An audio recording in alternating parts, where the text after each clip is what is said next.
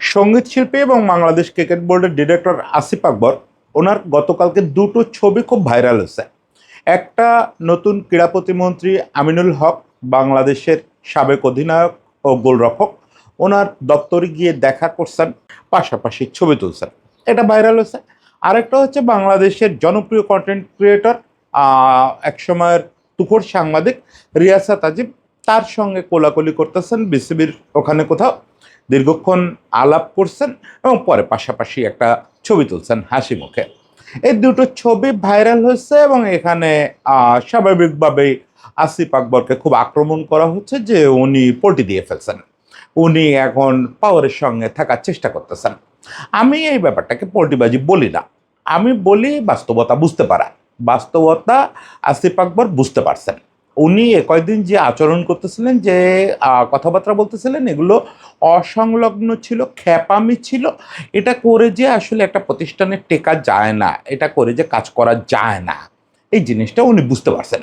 আমি একটু আজকে আলোচনা করব যে কেন আমাদেরকে সময়ের সঙ্গে মানায় নিতে হয়। প্রতিটা রাষ্ট্র ক্ষমতার পরিবর্তন হয় এবং যারা নীতি নির্ধারণী স্থানে থাকেন তাদের পরিবর্তন হয়, সেই সঙ্গে আমাদের কথাবার্তা শালীন করতে হয়, কথাবার্তা এমনিতেই শালীন করতে হয়, একই সঙ্গে আমাদের পরিস্থিতির সঙ্গে মানায় নিতে হয় যদি আপনি কাজ করতে চান। আর যদি আপনি খ্যাপা হিসাবে ঘুরে বেড়াতে চান এবং আপনি কোনো কনস্ট্রাকটিভ কিছুর মধ্যে থাকতে না চান, সেটা আলাদা কথা। আমি আজকে আসিফ আকবরের এই কাজ দুটো যে কতটা জাস্টিফাইড সেই আলোচনাটা একটু করব।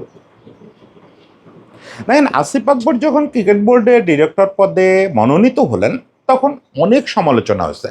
আপনারা কেউ যদি আমার পার্সোনাল ফেসবুক পেজ দেখে থাকেন তাহলে একটু স্ক্রল ডাউন করলে জিনিসটা পাবেন।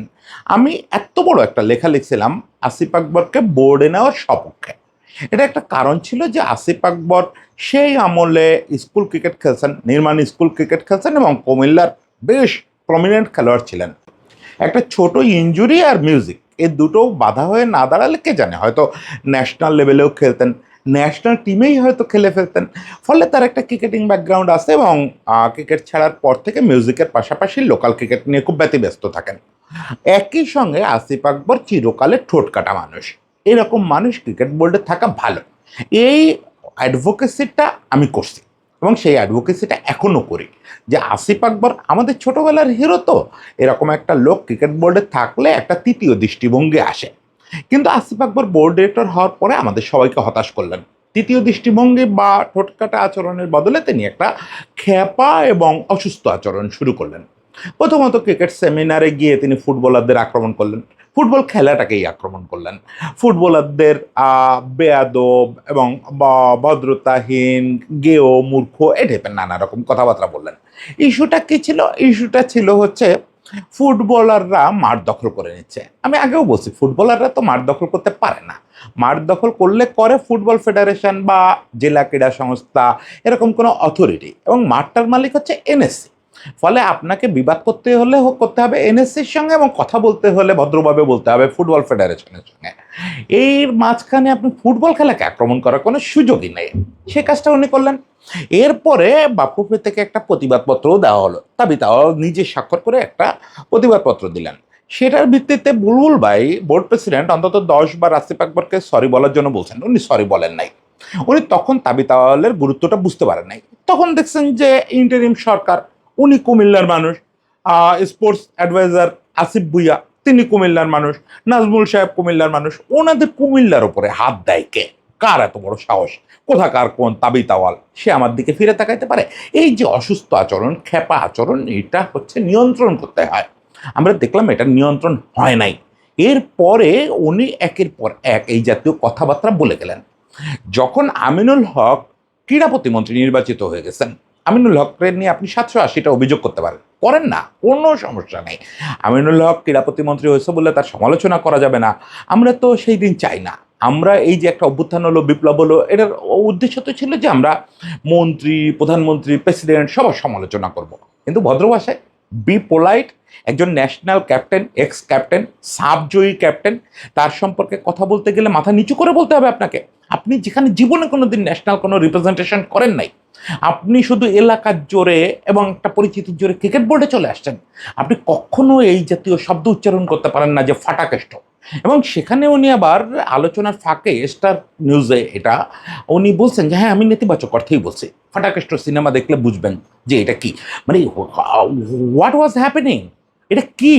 একটা দেশের ক্রীড়া প্রতিমন্ত্রীকে নিয়ে কথা বলতেছেন, সাবেক ফুটবল ক্যাপ্টেনকে নিয়ে কথা বলতেছেন, যে লাল সবুজের জার্সি পরছে, যে সাব জিতেছে, আপনি এই টাইপের কথাবার্তা বলতেছেন। কয়েকদিন যেতে না যেতে উনি আক্রমণ করলেন কন্টেন্ট ক্রিয়েটরদের।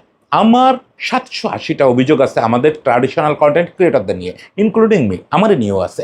আমাদের বোঝাপড়ার প্রচুর ঘাটতি আছে, আমরা পপুলিস্ট হওয়ার কারণে যা খুশি তাই অনেক সময় বলে ফেলি। আবার এই কন্টেন্ট ক্রিয়েটররাই ভালো ভালো কাজ করে। রিয়াসাতকে নিয়ে কথা হচ্ছে, রিয়াসাত না হলে আজকে তো এই যে নারী কেলেঙ্কারিটা সামনে আসছে, এটা তো আসতো না। এই ছেলেটা একা লড়াই করে করে এই জিনিসটাকে এই জায়গায় আনছে না, একা একা। কোনো প্রতিষ্ঠান তার পাশে ছিল? পরে না সবাই ফলো আপ করছে। আবার হ্যাঁ, রিয়াসাত অনেক সময় অনেক স্টোরি করে যেটাতে ও আমার ছোট ও জুনিয়র ভাই, আমার খুব পছন্দের ছেলে। আমি ওর ওই কন্টেন্ট দেখে একটু বিরক্তও লাগে যে রিয়াসাতের মতো কোয়ালিটি ছেলে ও যখন টিভিতে রিপোর্টিং করতো, ও যে কি কোয়ালিটি সব রিপোর্ট করছে, ইনভেস্টিগেটিভ রিপোর্ট, এটা আপনারা কল্পনাও করতে পারেন না। আপনারা তো অতীত জিনিসটা আপনাদের কাছে কোনো গুরুত্ব বহন করে না। রিয়াসাত ওগুলো করেই আসছে, ওপার জার্নালিজম করেই এখানে আসছে। তারপরেও রিয়াসাতের কাজে আমি বিরক্ত হই, কখনো কখনো খুব আনন্দিত হই যে এই যে মেয়েদের ক্রিকেট নিয়ে এত বড় একটা কাজ করে ফেললো। আবার বিরক্তিও লাগে, টুকটাক পপুলিস্ট কথাবার্তা বলে, কিন্তু সেই রিয়াসাতটা আপনি ছাপড়ি বলে ফেলেন। এবং দেখেন, আমি এখানে একটু অ্যাড করতেছি কপিরাইটের হুমকি মাথায় রেখেই, যে ছাপড়ি শব্দটা বলার সঙ্গে উনি কথাগুলো কি বলছিলেন। এই চাপড়িগুলা একবার বাদুরের মতো, যেখান দিয়ে খায় যে মুখ দিয়ে সেদিক দিয়ে হাগে, এরা যে ন্যাশনাল চাপড়ি এটা কিন্তু প্রমাণিত।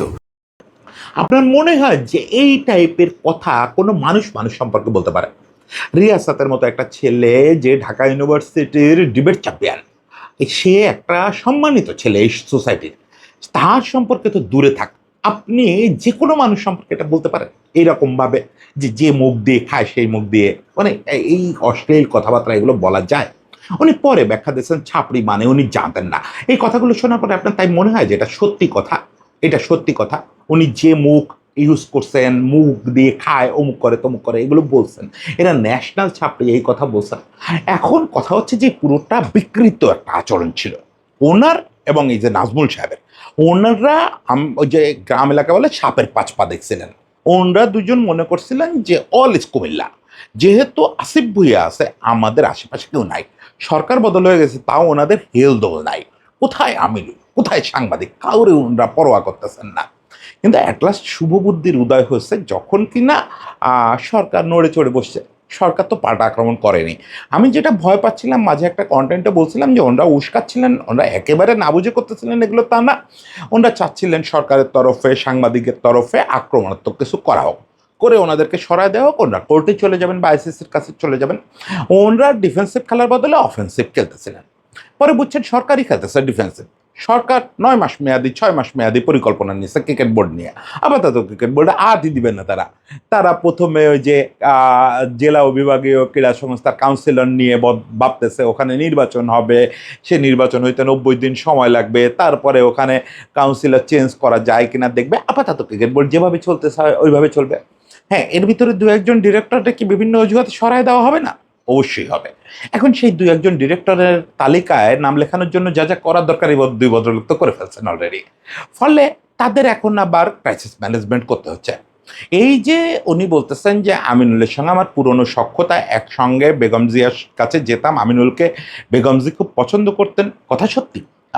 আসিফ ভাই যে সময় বিএনপি রাজনীতি করছেন, সাফারও কম করেন নাই, বিভিন্ন জায়গায় ব্ল্যাক লিস্টেড হয়েছেন, টিভিতে তাকে গান গাইতে দেওয়া হয় নাই, কিন্তু আমিনুলের মতো রাস্তায় নেমে আন্দোলন করেন নাই। এবং আমিনুল যেভাবে বেগম জিয়ার প্রিয় পাত্র ছিলেন, সেটা বেগম জিয়া আমিনুলকে দেখে পছন্দ করতেন তা না। প্রয়াত বেগম জিয়ার পছন্দের কারণ ছিল যে ছেলেটা ফুটবল খেলে আসছে, এখন মাঠে রাস্তায় যেভাবে থাকার দরকার ওইভাবে থাকতেছে। আর আসিফ ভাইও জেলে গেছেন, আসিফ ভাই জেলে গেছেন গান চুরির দায়ে, আর আমিনুল জেলে গেছে রাজনীতি করে। দুটোর মধ্যে আকাশ আর পাতাল পার্থক্য। একটা রাজনীতিবিদ যখন জেল থেকে বেরোয় তার গলায় ফুলের মালা থাকে, আর অভিযোগ মিথ্যা হোক সত্য হোক, গান চুরির দায়ে যখন কেউ জেলে যায় তার মাথাটা নিচু করে কারাগারের থেকে বেরোতে হয়। এই দুটো পার্থক্য মনে রাখলে তো আর এগুলো সমস্যা হতো না। তখন আর আসিফ আমিনুলকে এরকম তুচ্ছ করা যেত না যে আমরা বিএনপি রাজনীতি করছি দুজন, তাহলে আর এইসব কথাও হতো না। আজকে উনি বলতেছেন ব্যক্তিগত সাক্ষাৎ করতে যাচ্ছেন। এত মানে সরল মনে হয় আপনার ব্যাপারটা? যে লোকটারে আপনি দুদিন আগে এরকম কুৎসিত ভাষায় কথা বললেন, সেই লোকটার সঙ্গে ব্যক্তিগত সাক্ষাৎ এটা? বাদ দেন, আমিনুলের সঙ্গে আমিনুল পুরনো বিএনপির কর্মী হিসাবে অবশ্যই আসিফ ভাইরে রেসপেক্ট করবে। আমিনুল ভাই অবশ্যই এমন করবে না যে এই সাম্প্রতিক কথার জন্য আমিনুল ভাইকে আসিফ ভাইকে ছুড়ে ফেলবে। কিন্তু রিয়াসাতের সঙ্গে, রিয়াসাতের যদি আপনি সত্যিই মনে করেন ছাপড়ি, এবং সত্যিই মনে করেন সে যে মুখ দিয়ে খায় সেই মুখ দিয়ে ড্যাড ড্যাড করে, তাহলে আপনি তার সঙ্গে বুক মিলান কি করে? তারে জড়ায় ধরে কথা বলেন কি করে? তারে পাশাপাশি কথা বলেন কি করে? পলিটিক্সটা আমরাও বুঝি, এই পলিটিক্সটা। রিয়াসাত তামিম ইকবালের খুব ঘনিষ্ঠ, তামিম ইকবাল হচ্ছে আমিনুলের খুব ঘনিষ্ঠ, আমিনুল হকের। মানে রিয়াসাত, তামিম, আমিনুল, এটা একটা চেইন। আপনি যদি রিয়াসাতরে টোকা দেন, এই টোকা সরকার পর্যন্ত লাগবে। এখন স্পোর্টস সেক্টরে অন্তত এটুকু সমীকরণ বাংলাদেশে সবাই বোঝে। উনি বুঝতে পারেন নাই আগে, এখন হয়তো বুঝতে পারছেন। ফলে উনি দেখতেছেন যে আমার যদি আমিনুলের সঙ্গে পার্মানেন্টলি সম্পর্ক ভালো করতে হয়, রিয়াসাতের সঙ্গেও করতে হবে, তামিমের সঙ্গেও করতে হবে, এই পুরো চেইনটার সঙ্গে সম্পর্ক ভালো করতে হবে। নতুবা ওই যে বললাম, এক দুইজন কাউন্সিলর যে এর মধ্যে পদ হারাবে না এটা ধরে নিয়েন না, বিভিন্ন অজুহাতে হারাবে, সেই তালিকায় নাম উঠে যাবে। ফলে উনি যেটা করতেছেন, উনি এই চ্যানেল ধরে এখন মাথাটা সুস্থ করছেন, করে যে কি করলে আমিনুলের পুরো চ্যানেলরে সন্তুষ্ট রাখা যাবে ইনক্লুডিং আমিনুল, সেটা উনি করে বেড়াচ্ছেন। কখনো মন্ত্রণালয়ে গিয়ে আমিনুলের সঙ্গে দেখা করতেছেন, কখনো রিয়াসাতের সঙ্গে বুক মেলাচ্ছেন। I appreciate it, I appreciate it. কারণ আপনাকে কাজ করতে হবে। আমি তো চাই আসিফ ভাই বোর্ডে থাকুক, আসিফ ভাই বোর্ডে থাকুক, বোর্ডে থেকে কাজ করুক। আজকে গেম ডেভেলপমেন্টের দায়িত্ব পেয়েছে, যদিও গেম ডেভেলপমেন্টের কাজ করার যোগ্যতা তার থাকার কথা না, সে কখনোই এই গেম ডেভেলপমেন্টের যে লেভেল, ওই লেভেলে কাজ করে নাই। তার কাজ করার আরও অনেক সেক্টর আছে ক্রিকেট বোর্ডে, সেগুলোতে কাজ করতে হলে তাকে অ্যালাইন থাকতে হবে। গভর্নমেন্টকে অস্বীকার করে, গভর্নমেন্টের সঙ্গে শত্রুতা করে আপনি কোনো ফেডারেশনে কাজ করতে পারবেন না। এটা তৃতীয় বিশ্বের না, সারা বিশ্বের বাস্তবতা। ফলে আপনার যখন একটা রাষ্ট্রে চেঞ্জ আসবে, নীতি নির্ধারণীতে চেঞ্জ আসবে, আপনি তাদের সঙ্গে অ্যালাইন হবেন, এটাই স্বাভাবিক। অ্যালাইন হতে হয়। এই যে আমি এখন সরকারের অ্যালাইন কথাবার্তা বলি, এটা শুধু পোল্ট্রিবাজি দিয়ে, শুধু আহ, স্রোতে গা ভাসানো দিয়ে এই জিনিসগুলোর ব্যাখ্যা করতে পারবেন না। আমি তো কাজ করতে চাই, আমি কথা বলতে চাই। হ্যাঁ, আমার যদি টুটি চেপে ধরে এই সরকার, আমি তখন সরকারের সঙ্গে অ্যালাইন থাকবো না।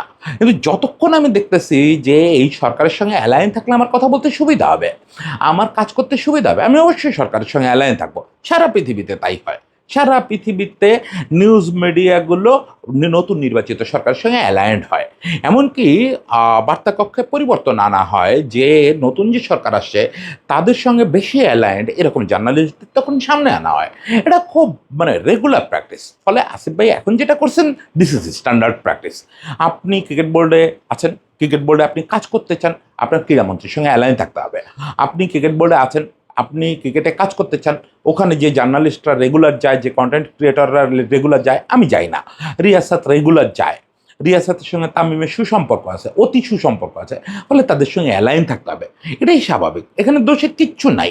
দেখেন, এই যে আপনারা নাজমুল সাহেবকে খুব বিপ্লবী মনে করেন, আমি কোয়াইট শিওর সে খুব দ্রুত তামিম ইকবালের সঙ্গে দেখা করবে, বা করে ফেলছে হয়তো গোপনে গোপনে। উনি হয়তো ছবিটা পাবলিশ করে নাই, কিন্তু দেখবেন যে 2-4 দিনের মধ্যে এরকম ছবি আপনি ফেসবুকে পাবেন যে তামিমের সঙ্গে দেখা করে উনিও টিকে যাওয়ার চেষ্টা করতেছেন। ভাই, উনি যদি আসলেই অর্থ খাতে ভালো হন, তাহলে তো ওনাকে আমরা বিসিবিতে চাইবো।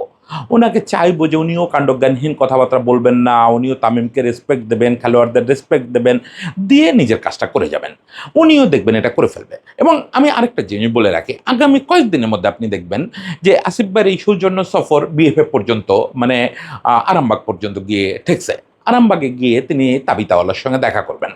তখন ওনাকে হাত পা ধরে সরি বলানো যায় নাই, কিন্তু এখন আপনি নিশ্চিত থাকেন, হয় তাবিতাওয়ালার সঙ্গে তার বৈঠক হয়ে গেছে।